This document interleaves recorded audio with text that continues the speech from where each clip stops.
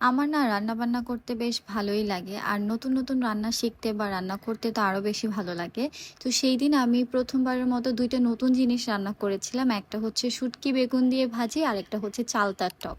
So সেইটাই তোমাদের সাথে শেয়ার করব। তো চলো আগে ভিডিও শুরু করি।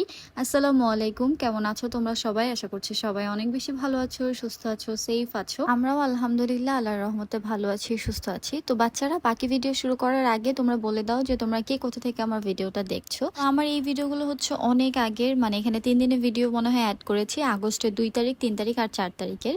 তো যাই হোক, সকালে উঠে নাস্তা করে এরপর চলে আসছি হচ্ছে রান্না বান্না করতে। আর এখানে আমি চিংড়ি মাছ ভুনা করছিলাম, সাথে হচ্ছে বেগুন দিয়ে শুটকি দিয়ে রান্না করব। বেগুন দিয়ে শুটকি আমি কখনোই লাইফে রান্না করি নাই, কিন্তু মা বললেন তার বেগুন দিয়ে শুটকি খেতে ইচ্ছা করতেছে আর মাছ দিয়ে চালতার টক খেতে ইচ্ছা করতেছে। তারপর আমি বললাম যে কিভাবে রান্না করব আমাকে বলে দেন।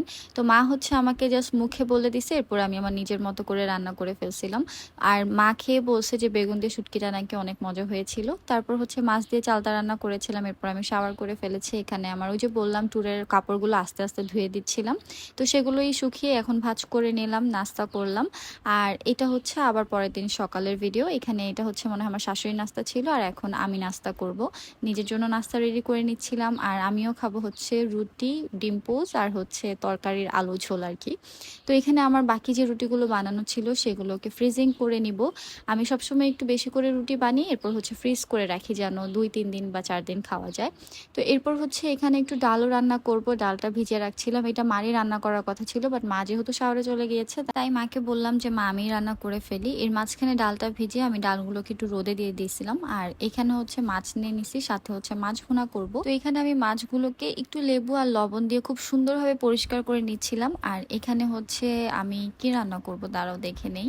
ও, এখানে হচ্ছে আমি চাল কুমড়া ভাজি করব। তো এই জায়গায় সব মশলা টশলাও বের করে ফেলছি, মাছটাকেও ম্যারিনেট করে রেখে দিছি। মাঝখান থেকে আমি মনে হয় পেঁয়াজ ব্লেন্ডার করছিলাম। তো এই যে মাছগুলো সুন্দরভাবে ভেজে নিচ্ছি, আর এদিকে হচ্ছে ভাজিটা হচ্ছিল। তো এখানে ডিমও ভেজে নিচ্ছিলাম, ডিম ভুনা করব।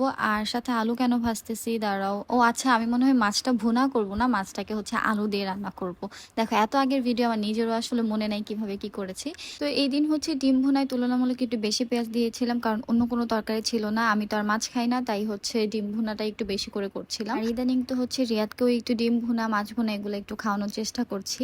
তো যাই হোক, এরপর হচ্ছে এখানে আমি ওই যে ডালটা রান্না করব এখন। আর আমি আগে কখনোই প্রেশার কুকারে রান্না করি না, আমার অনেক ভয় লাগে প্রেশার কুকার, বাট সেদিন রান্না করছিলাম। তো এখানে আমি ডালের না মশলার পরিমাণটা একটু কম কম দিয়ে ফেলছিলাম মনে হয়। তো যাই হোক, আমি রিয়াদকে বলছিলাম যে ফোনের একটা কাভার নিতে হবে, আর অনলাইনে অর্ডার করতে করতে আসতে লেট হবে, তাই ও বলছে আচ্ছা আমি আসার সময় যদি পাই আমি একটা নিয়ে আসবো নি। তো একটা কাভার নিয়ে আসলো, এরপর রাতে আমি ওর ডিনার রেডি করলাম, আর এখন ওর জন্য ওয়েট করছিলাম, এটি চলে আসছে। আর আসার সময় আমার জন্য এই ছোট্ট কিউট চকলেটটাও নিয়ে আসছিল। তো ও হচ্ছে ডিনারে রুটি খাবে। আর এটা আবার পরের দিনের সকালের ভিডিও। এখানে হচ্ছে আমি পরোটা বানাবো, তো পরোটার ডো রেডি করে ফেলেছিলাম। এরপর হচ্ছে সবগুলো একসাথে গোল গোল করে নিয়েছিলাম, সেগুলাকে বেলে এরপর ওটার মধ্যে তেল আর হচ্ছে আটা দিয়ে আবার সেগুলোকে বেলে নিছি, মানে ডাবল কাজ আর কি। পরোটা বানাতে গেলে একটু সময় বেশি লাগে, সময় যেমন বেশি লাগে তেমন মজাও বেশি লাগে। তো যাই হোক, এখানে আমি নাস্তা করছিলাম, আইসাও চলে আসছিল। আর এখানে হচ্ছে ওর চিপস গুলো দিয়ে আমার সাথে খেলতেছিল, মানে ও আমার আঙ্গুলে চিপস দিয়ে এরপর হচ্ছে ও খায়।